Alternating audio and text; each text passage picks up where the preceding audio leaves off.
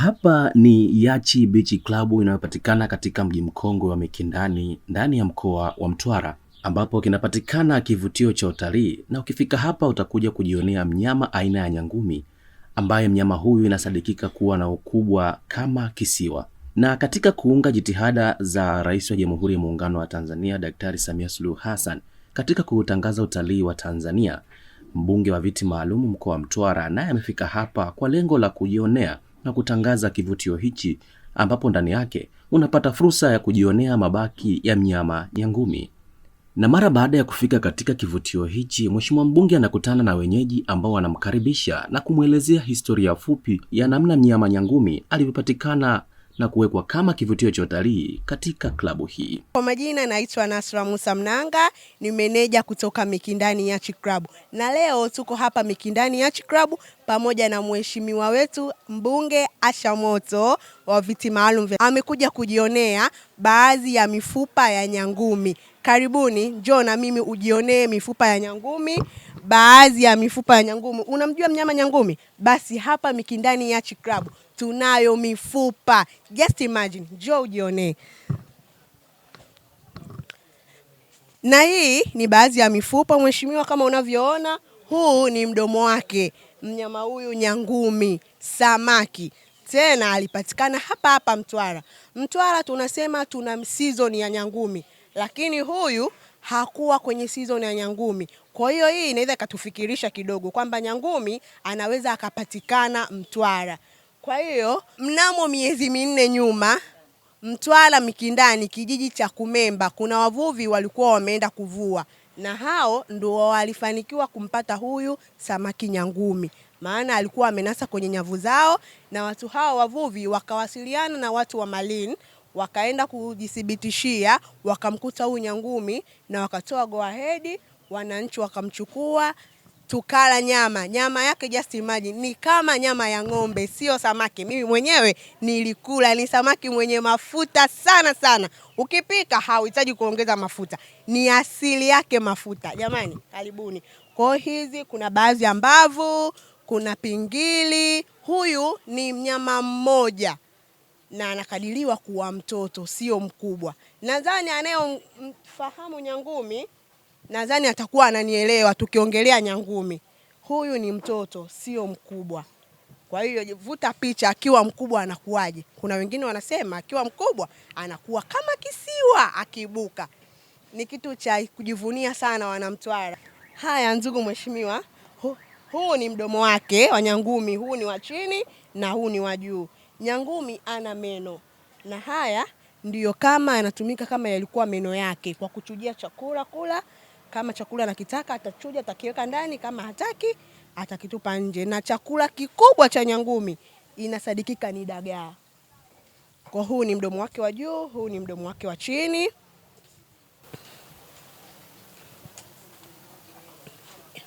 Kwa hapa anatafunaje dagaa?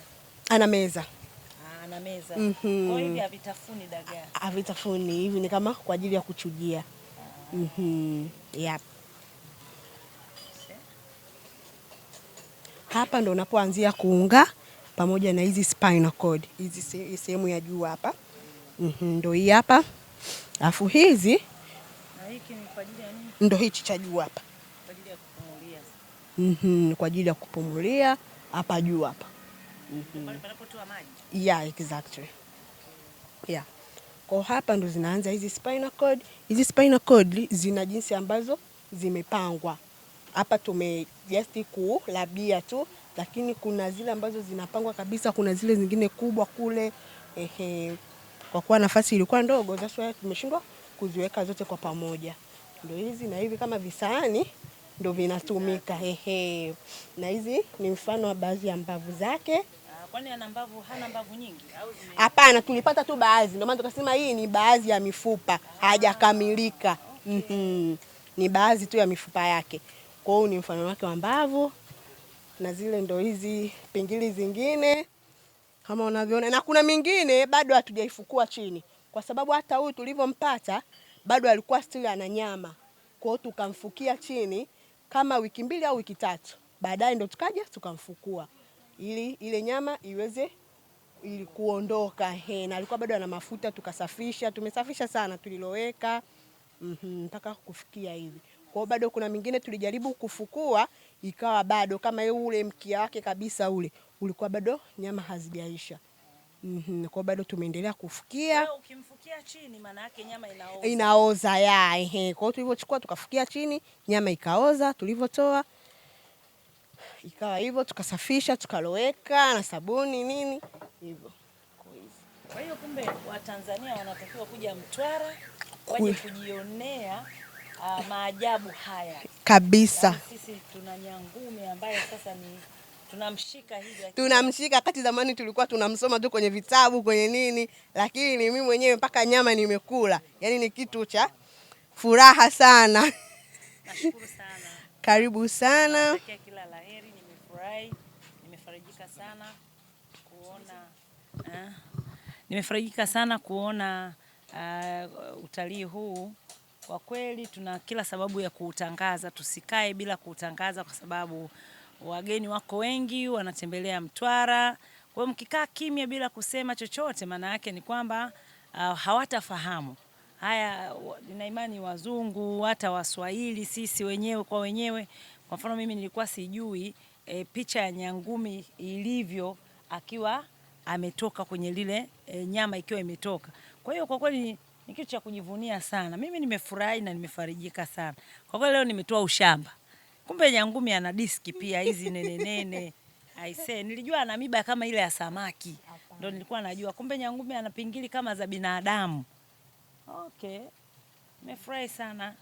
Asante sana. Tunashukuru sana mheshimiwa, tunashukuru kwa kuja kututembelea Mikindani Yacht Club.